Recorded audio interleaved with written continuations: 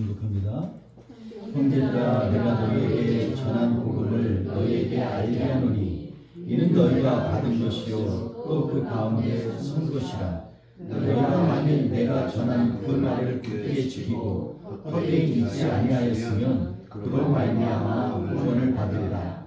내가 받은 것을 먼저 너희에게 전하였으니 이는 성경대로 그리스도께서 우리 죄를 위하여 죽으시고 장사에 진행바 되셨다가 성경대로 사흘 만에 다시 살아나사 베바에게 보이시고 그의 12 제자에게와 그 위에 500여 형제들에게 일시에 보이셨나니 그 중에 지금까지 대다수는 살아있고 어떤 사람들은 잠들었으며 그 위에 야고보에게 보이셨으며 그 위에 모든 사도에게와 맨 나중에 만삭되지 못하여 난 자 같은 내게도 보이셨느니라.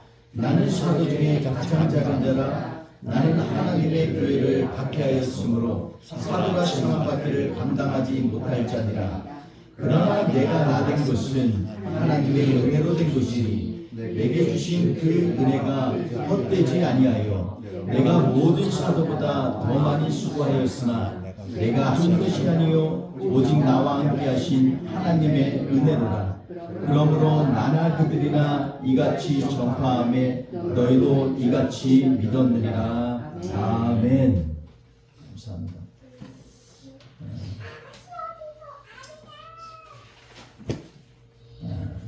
오늘 말씀 생각하면서 우리가 믿는 부활이라는 제목으로 하나님의 말씀을 나누도록 하겠습니다. 우리 이 고린도전서 15장에 있는 말씀은요, 고린도 교회를 향해서 외치는 바울의 정말 피 흘리는 그러한 마음으로 쓴 그러한 복음서입니다. 그래서 고린도전서를 보면은요, 정말 깊은 복음의 이해가 온 이 성경 안에 흘러넘치는 것을 보게 됩니다. 그런데 문제는 이 고린도 교회가 이 해안가이면서도 기후도 온화하고 모든 것이 풍족한 그러한 곳이었는데, 이곳에서 믿는 그들이 복음을 들었고 믿었지만 지금 흔들리고 있기 때문에 이 복음을 너무 강하게 지금 바울 사도가 전하고 있습니다. 교회를 오래 다니다 보면 복음이 무엇인지 모호해질 수 있습니다.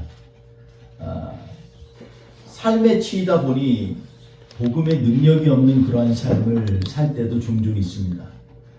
이 고린도 교회와 마찬가지로 지금 우리에게도 다시 한번 복음의 자리에 서도록 하나님이 초대하는 것 같습니다. 저는 그렇게 믿고 오늘 말씀을 같이 나누고자 합니다. 이 복음에 붙들려 산다는 것, 이거 오래 교회를 다녔다고 해서 방심할 일이 아닙니다. 익숙해지면 감동이 없습니다. 그래서 우리가 매일마다 새 노래와 새 찬양으로 하나님 앞에 영광을 돌리고 찬양을 하는 이유도 하나님 앞에서의 감동을 받기 위하여 몸부림치고 있는 그러한 몸짓이라고 생각할 수가 있습니다. 그렇다고 오래된 찬양에 문제가 있는 게 아니에요. 문제는 우리의 심령이라는 거죠. 우리의 심령이 계속해서 방심하게 되고 익숙해지니까 감동이 없습니다. 예배는 또 다음 주에 들을 수 있다라는 생각 때문에 오늘의 예배를 우리가 하나님과 깊은 교제를 하는 장으로 승화하지 못하고 놓치는 경우가 많이 있습니다. 삶의 기초가 예수 그리스도의 인생이 바로 성도인 것입니다. 근데 우리는 기초의 삶의 교회의 기초가 다른 곳에 있다라고 생각하는 것처럼 전혀 엉뚱하게 살고 있는 경우가 종종 있습니다. 우리 한국에 있는 예전에 몇 해 전에 소천하신 그 오카노 목사님이 그런 말씀을 했는데 깊이 공감이 됐습니다. 뭐냐면 하나님이 가장 아파하는 게 두 가지가 있다라고 봅니다. 그것은 뭐냐면 하나는 세상에 복음을 알지 못하고 예수 그리스도를 알지 못하는데 그들이 그냥 죽어가고 있다는 게 너무 하나님이 아파하실 거다.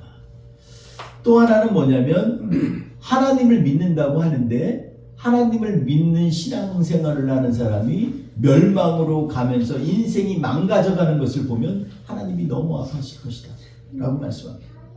하나님은 분명히 우리를 끝까지 포기하지 아니하십니다. 그런데 놀라운 건요, 반대로 우리도 끝까지 계속해서 인생을 저항하며 살고 있는 그러한 때가 많이 있습니다. 19세기에 유명한 설교가들이 많이 있는데 20세기 들어서 우리가 아는 이 설교가 중에 한 분이 그런 얘기를 했습니다. 우리의 죄악의 근본이 뭘까요? 왜 예수님은 죄의 문제를 해결하려고 이 땅에 오셨을까요? 우리의 죄악의 문제를 마치 질병처럼 생각하는 경우가 있습니다. 내가 아프니까 육신이 병들고 정신이 병들고 이랬다고 얘기합니다. 그런데 본질적인 우리의 죄악의 문제는요, 하나님으로부터 배반하는 것에서 시작됐습니다. 하나님의 약속을 배반하고 하나님의 부탁을 외면하고 하나님의 말씀 가운데 동행하는 삶을 살지 못하는 삶을 보면서 하나님은 너무너무 아파하신다라는 것입니다. 여러분, 우리 인생 가운데에서 우리가 알고 있는 이러한 삶 가운데에서 우리는 다시 한번 믿음의 자리가 무엇인지 오늘 말씀을 통해서 우리가 믿는 우리 예수님의 부활은 무엇인지에 대해서 한 번 더 점검해 보고자 오늘 말씀을 나누고 있습니다.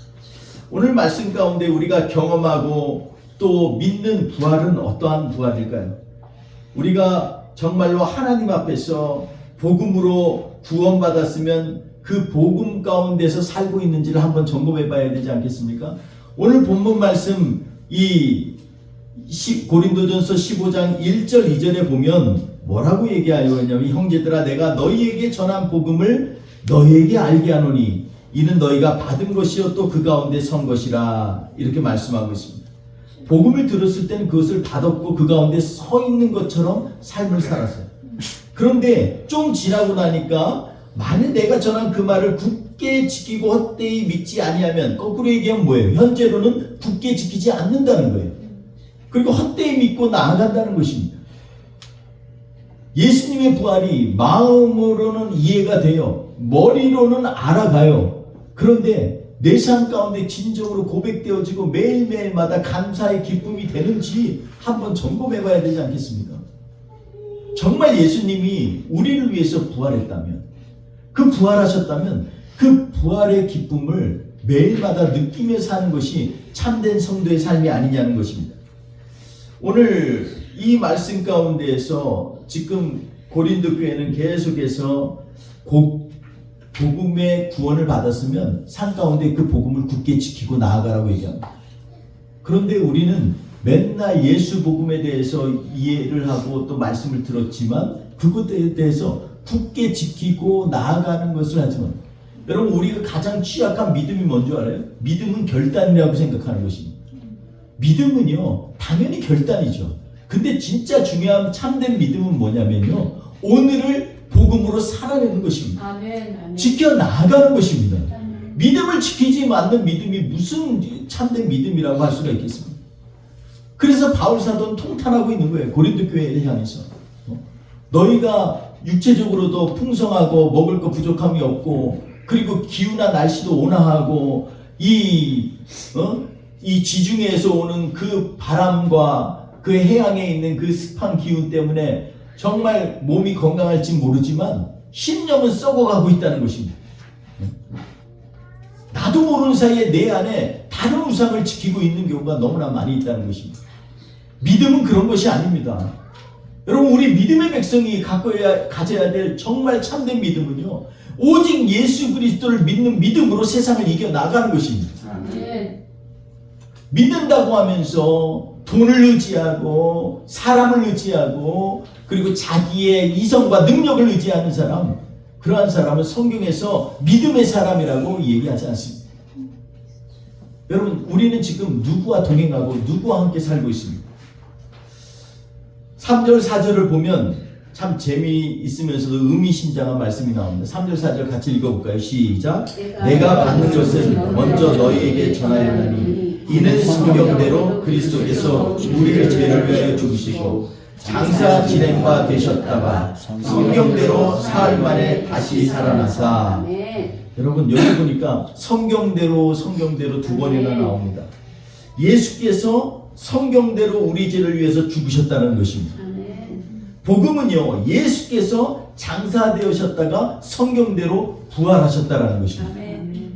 하나님의 말씀을 이루시려고 이 땅에 오신 분이 바로 예수님이시고, 아멘. 그 예수님을 증거하는 영이 성령님이셔요. 아멘. 그러니 이 예수님의 말씀대로 성경대로 살아나가는 것, 그것이 바로 바울 사도가 이것이 바로 진짜 참된 믿음의 자리다라고 지금 얘기하고 있는 것입니다. 왜냐하면 성경은요, 하나님의 계획과 약속을 너무너무 친절하게 우리에게 알려주신 말씀입니다. 그러니까 우리가 한 달에 한 번씩 힘들더라도 그냥 일주일씩 그냥 말씀에 집중하자 그러고 성경 통독도 하는 거고요. 집에서 자꾸 건면하면서 가족끼리 성경 말씀 쉐어링하라고 하는 것도 바로 그런 데 있습니다. 그런데 여러분, 우리가 참된 믿음은 어디에서 판가름 나는 줄 알아요? 성경을 알고 성경을 묵상하는 것이 이게 믿음의 온전한 자리라고 착각하는 경우가 있는데 그렇지 않습니다. 여러분, 사도행전도 지금 우리가 소위 말해서 Acts 29 이렇게 얘기하잖아요. 28장까지 없는데 우리는 29장을 살아내고 있는 거잖아요. 믿음도 마찬가지예요. 믿음도 묵상하고 쉐어링하는 걸로 끝나는 것이 아니라 그게 삶 가운데 굳게 지키며 믿음으로 그것을 갖다 받아들이고 순종하며 나아가는 겁니다. 아멘. 어려워도 힘들어도 믿음에 굳게 잡아서 믿음으로 굳게 그 자리를 지켜나가는 거예요. 아멘.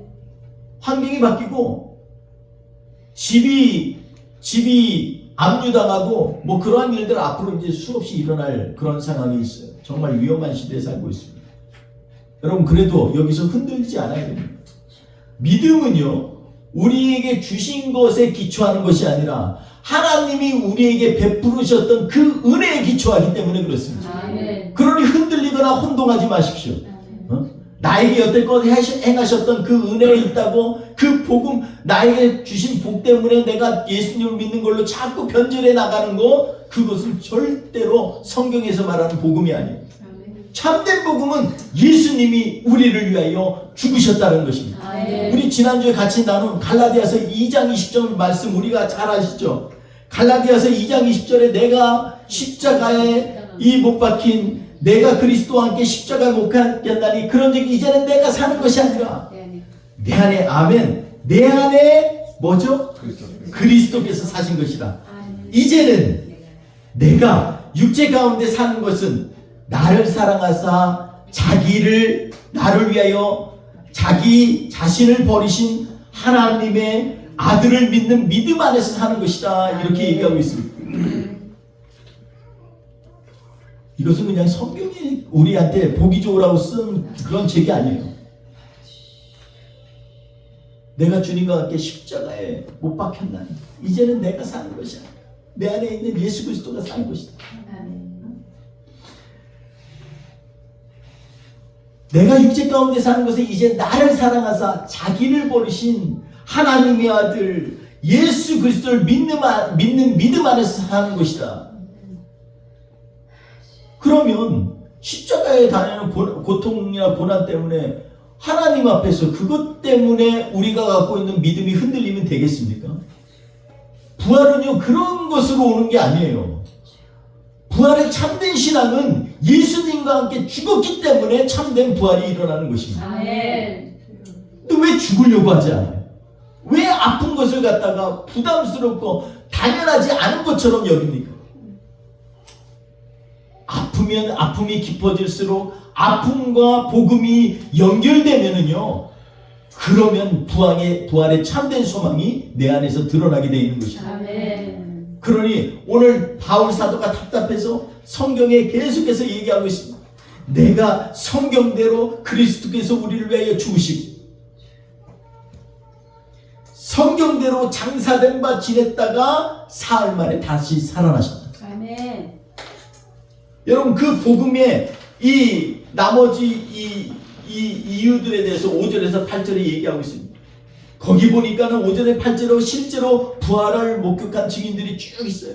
사도들과 개바 이 베드로가 있었고요. 500명의 성도와 문도들이 하나님을, 예수님을 따르던 사람들이요, 예수님이 부활하시고 승천하신 것을 봤어요. 120여 명의 문도들이 예수님이 승천하시는 것을 봤어요. 야고보와 주의 형제 야고보와 다른 사도들이 예수님을 목격했습니다. 그리고 맨 마지막 정말 말단 미말 만삭되지 못한 것 같은 바울 사도도 자기가 예수님을 부활을 목격했다고 증거합니다.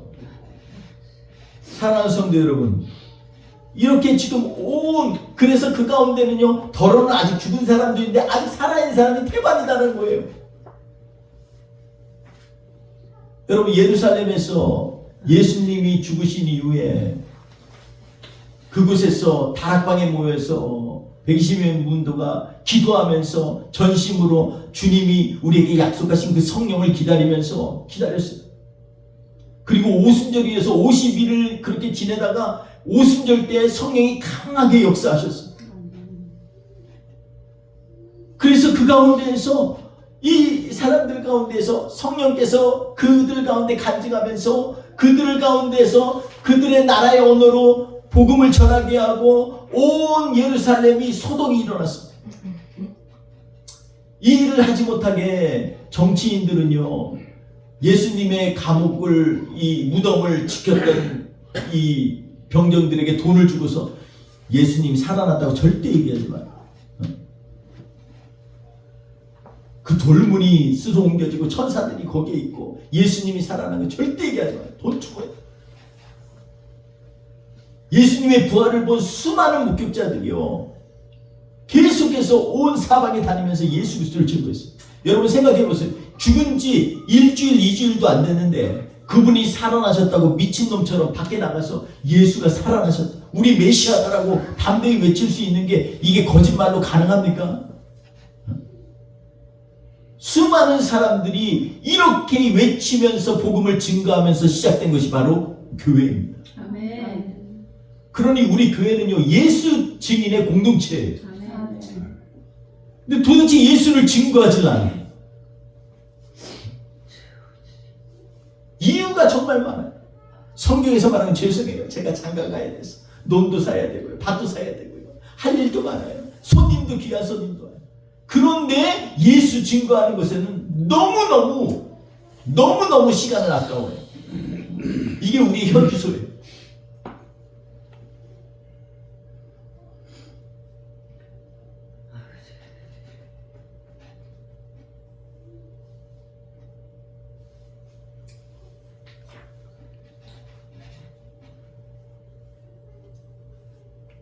사랑하는 성도 여러분, 교회를 핍박한 바울조차도 자기가 스스로 나는 교회를 핍박했기 때문에 사도라는 이름이 감당할 수가 없는 사람입니다. 그럼에도 불구하고 내가 지금 나의 나 된 것은 하나님의 은혜로 된 것이니, 이렇게 10절에 얘기하고 있습니다. 내게 주신 그의 은혜가 헛되지 아니하여 내가 모든 사도보다 더 많이 수고하였으나 이것도 내가 한 것이 아니다, 이렇게 고백합니다. 바울 사도의 인생에 있어서 마지막 예수 만나고 나서의 특징은 뭐냐면 감사가 있다. 감사밖에 없다. 아멘. 그냥 감사. 내가 하나님을 알게 한 것만 해도 너무 감사. 아멘. 여러분, 우리의 기초가 어디에서부터 시작돼야 됩니까? 복음의 기초가 어디에서 시작돼요? 예수님이 죽으시고 우리를 위해서 성경대로 부활하신 것에서 시작돼야 되죠. 근데 그게 머리에서만 나옵니까? 부활신앙으로 우리가 거듭나려면요, 우리의 삶 가운데 이게 철저하게 체험되어져요. 그러려면 깊이 묵상해야 돼. 아니, 그 수많은 사람이 하는데 그럼 주님한테 좀 강하게 좀 어필을 해야죠. 주님, 저도요 그 부활하신 주님을 좀 더 경험하게 해주세요. 어? 기회 있을 때 좀 내가 말씀을 전할 수 있도록 하나님 길을 열어주세요. 기도하며 나아가야죠. 여러분, 11절에 보니까 그러므로 나나 그들이나 이같이 전파함에 너희도 이같이 믿었느니라, 이렇게 얘기합니다. 로마서에 보면 복음을 전하는 사람이 없는데 어찌 믿으리요? 듣지 않았는데 어떻게 전파하리요? 여러분, 근데 듣는 것에만 집중하지 말고요, 전파하고 그리고 예수를 증거하는 데에서 우리의 믿음이 확실히 있는 거예요. 여러분, 입술로 좀 선포하면서 주님 앞에 나아가야 되지 않겠습니까? 아멘. 지금 내가 산 것은 나를 위하여 십자가에 죽으신 예수 그리스도의 그 믿는 믿음으로 사는 것이다. 이게 선포돼야 되잖아요. 아멘. 믿음으로 나아가야죠. 정신 똑바로 차리고 우리가 이 시대를 살아나가면서 그냥 사는 것이 아니라 참된 우리가 믿는 부활의 기초에서 우리의 삶을 살아나가야죠. 아멘. 저는 이번에 5월 말에 일주일 동안 인도에 갔다 와야 될 일이 있어서 가게 됩니다. 가서 학교 기공식을 하고요. 또 그곳에서 또 하나님의 말씀을 간증하고 이렇게 보니까 한 이틀 반 정도가 거기에 있더라고요. 나머지는 다 비행기 타고 가고 오는 시간이더라고요. 그래서 촉박하게 그냥 계속해서 이게 과연 제가 몸이 버틸 수 있을지 모르겠어요. 갔다 와서 또 교단 행사가 있고 그리고 또 바로 또 일을 시작해요. 어떻게 보면요, 한편으로 보면 두려울 때가 많아요. 내가 지금 나이가 몇 살인데, 나이가 몇 개인데 지금 이렇게 살인적인 이게 20대에 감당하기도 어려운데 내가 해야 되나? 그런 생각도 할 때가 있어요. 여러분 그때마다요 제가 아차 할 때가 있어요. 왜냐면요, 우리 주님이 이 땅에 오신 이유가 뭔지에 대해서 우리가 한 번 더 점검해 봐야만 돼요. 우리 주님이 죽으신 이유가 바로 우리를 위하여 죽으셨다는 게 이게 얼마나 중요한지 몰라요. 여러분 제가 묵상하면서 오늘 성찬식이 있어서 묵상을 하면서 갑자기 그런 생각이 들었어요.